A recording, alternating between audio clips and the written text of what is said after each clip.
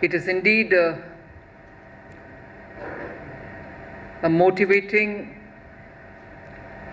and refreshing exercise to be in front of people, to be in a gathering of people, and of course there are people virtually joining this meet, to have a good conversation on the economy, the global economic assessment and policy making, given that last 1.5 years, every economy, I don't think there's any one which is left by the grace of God. Every economy has had to find its own way of keeping its people safeguarded from the trouble that was brought in because of the pandemic. And I can say with confidence, particularly with Indian audience before me, that the leadership, the committed and dedicated leadership, a consultative and responsive leadership has given India the advantage to be able to bring together people even during the suffering, to be motivated enough to wait for the day when they could start, when the unlocking happens, to come back to business. This is not a statement of confidence and satisfaction that, oh, Indian economy has made it. No, it is more matter of fact statement that people of India, if given the necessary and timely support, can recover, can come out of things, can face the worst, but yet come out also showing that they had a inclusive, caring and supportive side. If government did some things, many more things were done by our own people. By our own people, for themselves and for their neighbors, for their own neighborhood. So this period has taught us all, not just the policy makers, but we as Indians, to understand that due to the collective effort, collective understanding effort of people, today we are able to stand up and say we are one of the fastest growing economy in spite of, despite the pandemic. It's to the credit of our people, it's to the credit of each one of you that you somehow held together, kept yourself fairly on the ground and be able to get up when it is required. And I'm quite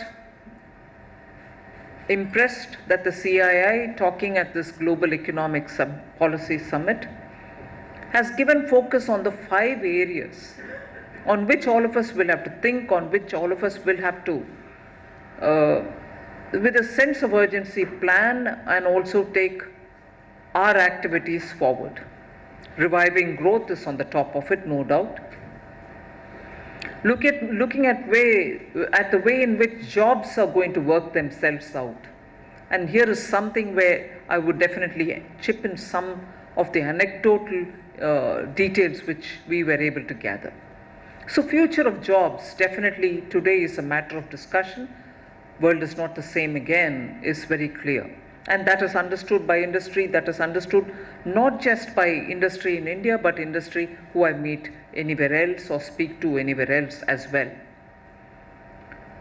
And what shall be the road ahead then?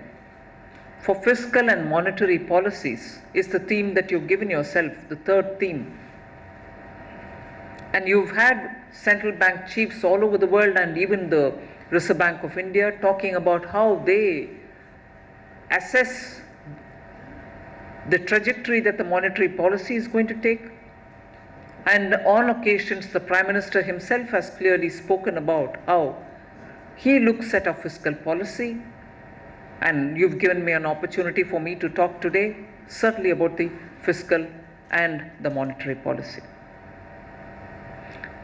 Changing the geoeconomics, which is changing continuously and particularly rapidly now, and also the geopolitics.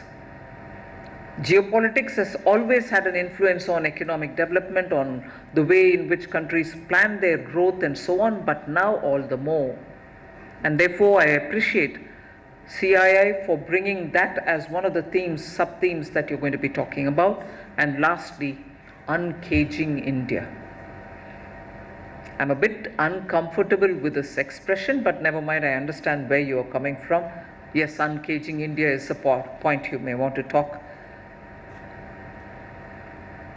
Without getting into too much of data, or without getting into too much of, we did this, we did that, a list of things, there are ever so many things I can speak about.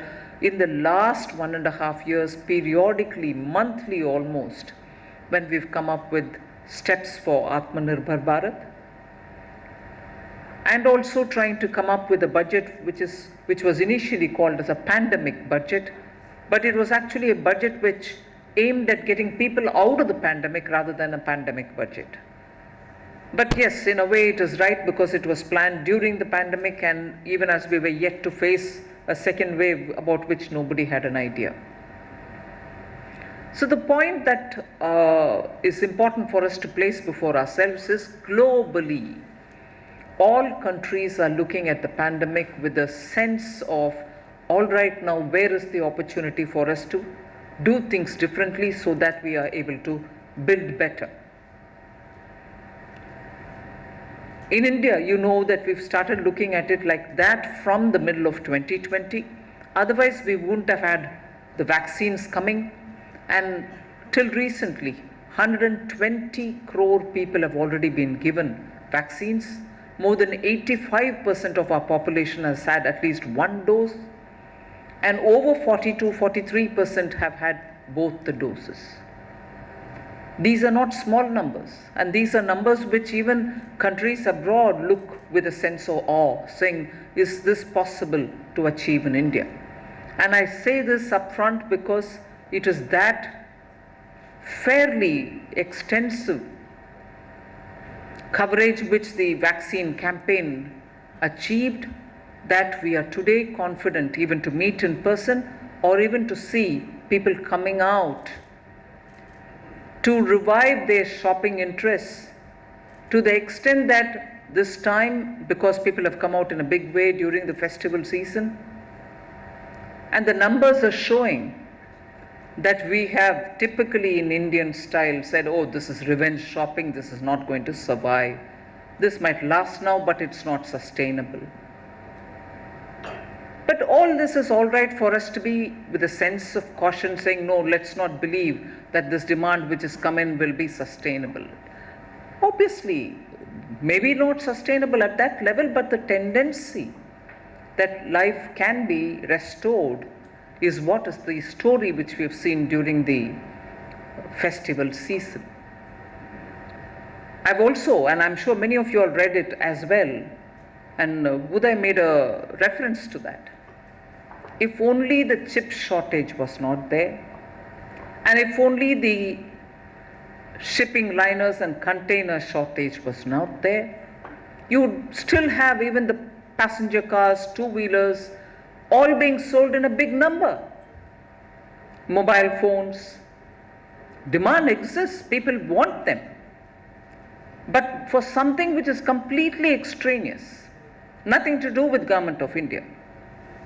You saw that those were the areas in which manufacturers could not capitalize on this so-called revenge shopping.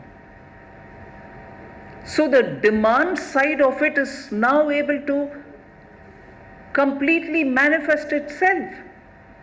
I remember people telling us, oh no, you've not done anything on the demand side. It's all right, you're doing so much for the supply side. And I've always held it as a principle that the compartments in which we would want to put demand side and supply side are fantastic when you're in a classroom situation where you're teaching students as to what constitutes supply side in an economy and what constitutes the demand side. But in the real economy, there's no watertight compartmentalization like that. Things do flow from one to another. And Indian economies proved that right. People do save and have a very precautionary sense of having to have money back in their accounts when things go wrong. And that's what happened early 2020. But gradually, it has started moving out. People have started coming even to the stock markets. Retail investors have moved to the stock markets in a big way. So with this kind of a landscape which is before us, and globally too, economies are realizing today the labor market is on a different mold altogether. If I take all the anecdotal examples which have been given to us, today the labor, whether it is semi-skilled or highly skilled workers, are in a different bargaining position, and which is good for them. And I'm sure many in the industry have already started recognizing that. And this is a change which couldn't have come if life was as always normal. And this change therefore tells me that today the value of skill has gone up, even in the minds of our own workers. And when value for skill goes up, you know you are able to determine for yourself as to which is the kind of labor you want, and therefore value them, price them, pay them accordingly. And that is why the government's efforts is to ensure that we tie up with some of the best global institutions to not only impart that kind of required skill for a fast changing, technology driven changes, fast changing world which has technology driving it, and therefore for a world which is going to have technology as the core essence of what you're doing, you need workers to be reflecting that ability.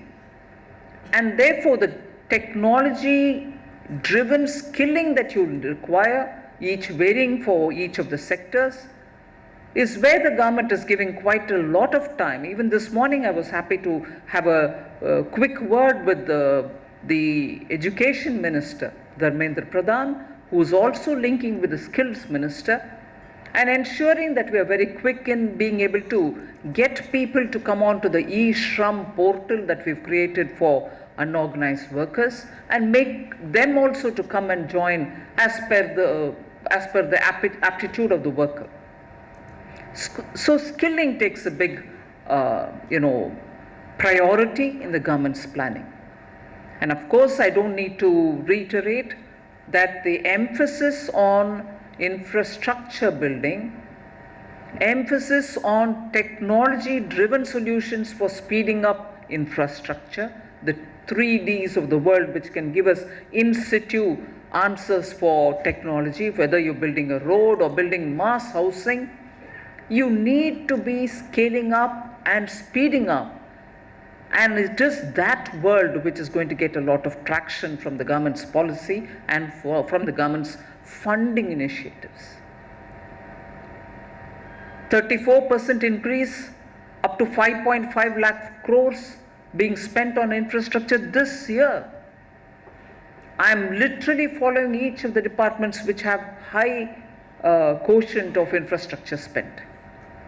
And they're all up to it, they're moving fast, notwithstanding the handicap that they faced during the second wave. And under 134% increase in health infrastructure, going down to the level of the blocks. And equally, even this morning, some of us were discussing how the Bharat Net program is reaching some of the farthest corners of the country. I would want industry to take interest to see what exactly this can offer in terms of the benefits, collateral benefits that you can derive out of this kind of a spread of network in this country. One area again in which we've spent considerable time discussing and enabling is the fintech area. In fact, as a related matter of interest, I'm taking the entire finance ministry team, top secretaries with me, to the GIFT City, because we are rapidly moving the facilities upwards which are available in this onshore but yet offshore facility level of a financial hub in GIFT City. I shall be there the whole day with my officials on the 20th of this month. I look forward there also to meet up with all those multinational banks which have set business, MRO centers which have set business, the sovereign funds which are keen to know about that place. So the spectrum of areas in which the government policy is being carefully tailored and also investments made are all opportunities for Indian economy to lift itself to areas which are very important.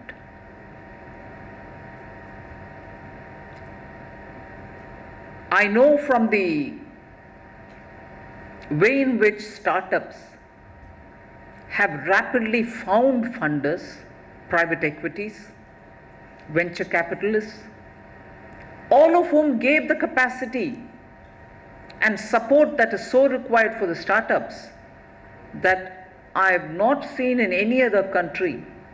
Within 12 full months, 36 of them qualifying as unicorns. But that's happened in India.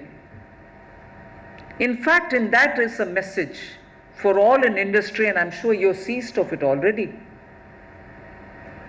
The nature of those who are going to be the catalyst of change for the Indian economy, even as big industries, core sector industries continue to do it, the new age industries are going to make a big difference to the Indian economy.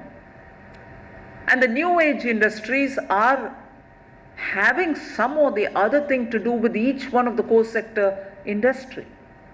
However, they've made a platform for themselves. They're completely with technology.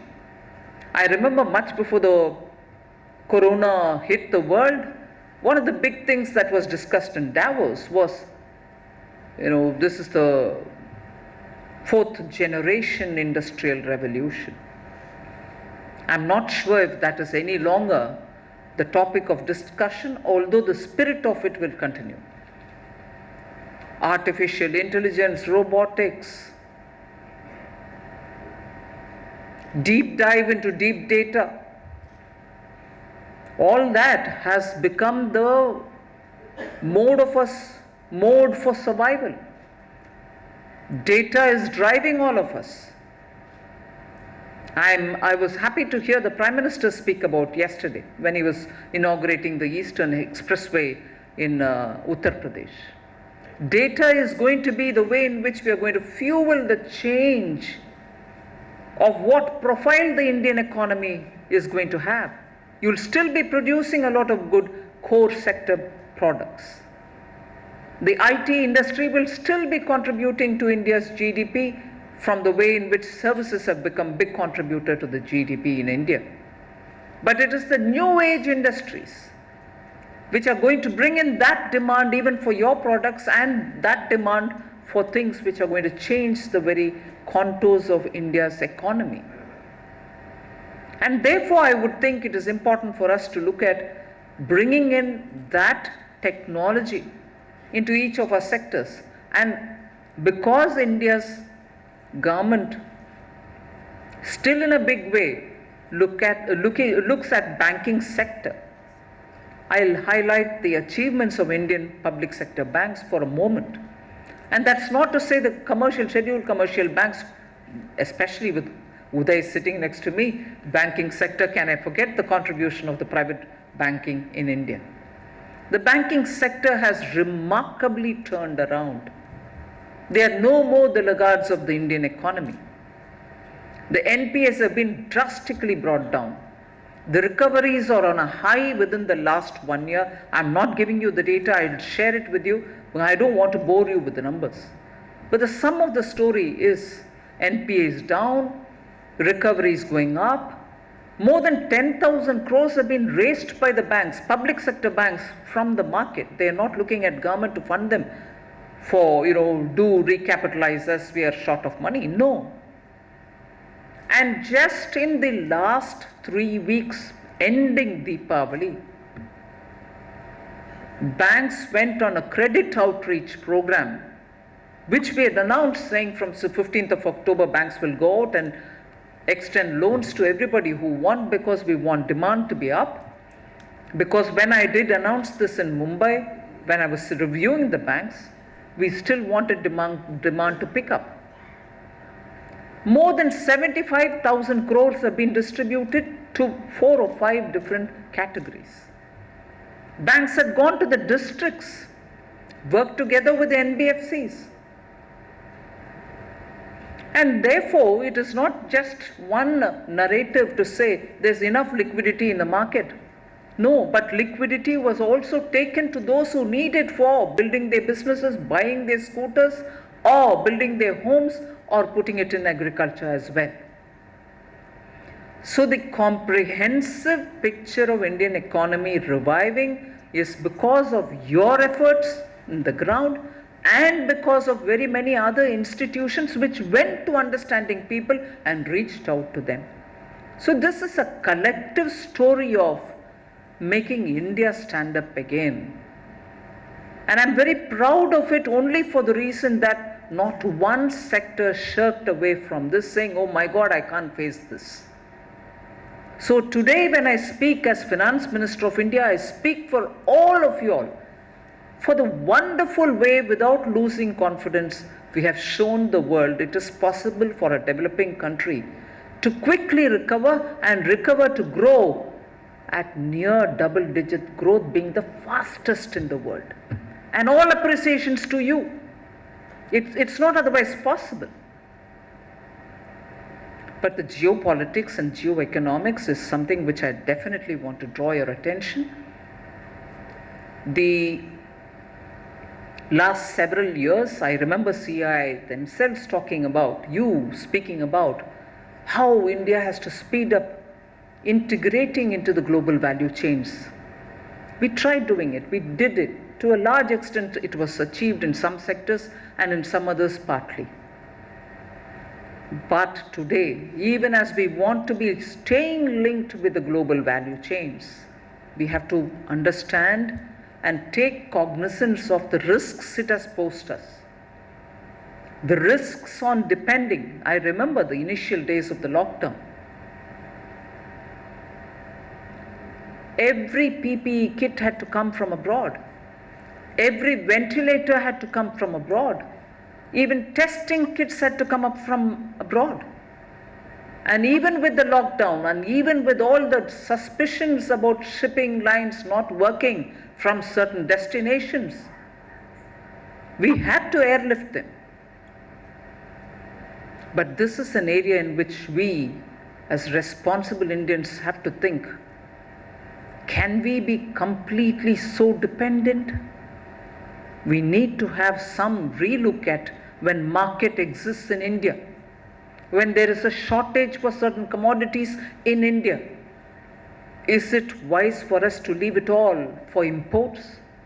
We are not shutting our door, we are not saying no import, but can it be that the entire thing comes imported? High time we think about these sort of value chains, which we think is very critical, not the value chains. We are getting the end products only. Get the components, I have no issues. Be a part of who you supply to as a component, no issues. But can they be essentials being imported 100%? Geopolitics having a bearing on geoeconomics. Oil. Since COP26 got over, I hope I've not exceeded my time. Since COP26 got concluded only recently, I'd like to make a reference to that as well. India was very committed and still continues to be committed to the COP nationally determined commitments. We in fact proved as one of those nations, very few, who actually achieved the commitments given in Paris. And we shall continue to commit ourselves and continue to fulfill those commitments. But even as I say that, just look at the challenge India faces. We've made our commitments, we are moving towards solar, we are moving towards non-fossil fuel. By 2030, Honorable Prime Minister has set us very achievable goals, but yet achievable only if all of us are going to be committed to it. But what is the challenge here? You're moving towards solar, very well. You're moving towards non-fossil fuel, very well. And without any additional demand for fossil fuel, our bills are going up. Nearly 85% of all that we import, 85% of all that we consume is imported.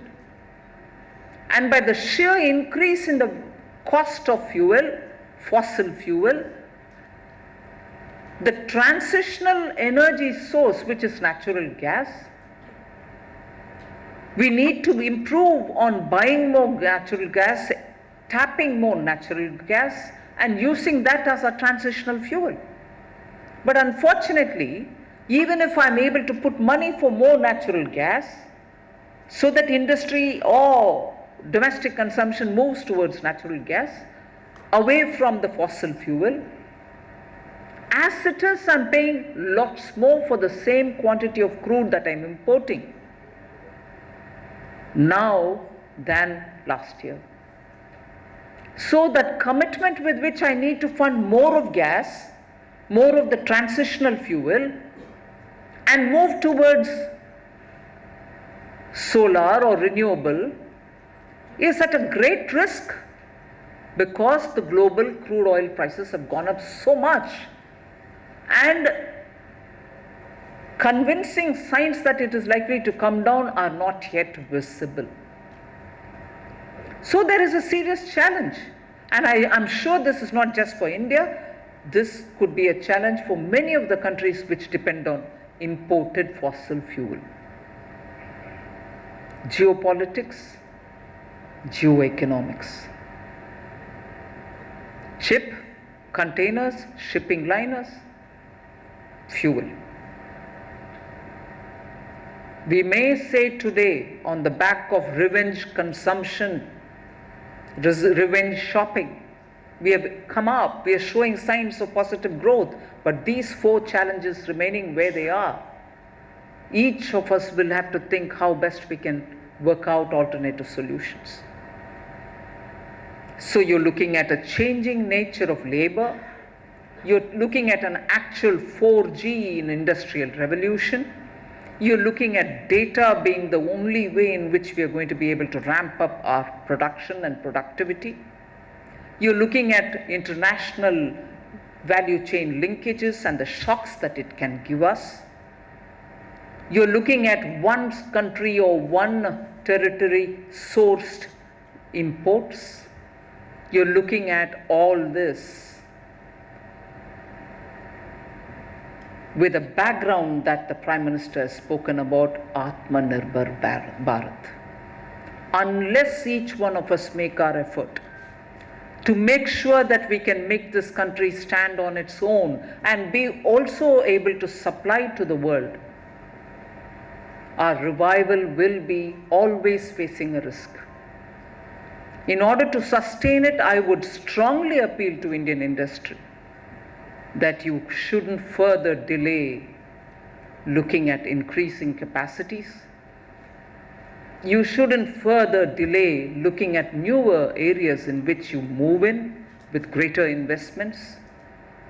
You shouldn't delay in finding partners who can give you such technology. Talking about COP26 again. Which are those technologies which are going to help us to make sure we can stand on our own in energy matters? Our energy security cannot be achieved by sheer talking about solar, non-fossil based fuels such as hydro and so on, or even nuclear energy and so on. There has to be technologies which bring in efficiency even in these areas. Wind, offshore wind, nuclear, all of them need better technologies, and you will have to be the partners for it.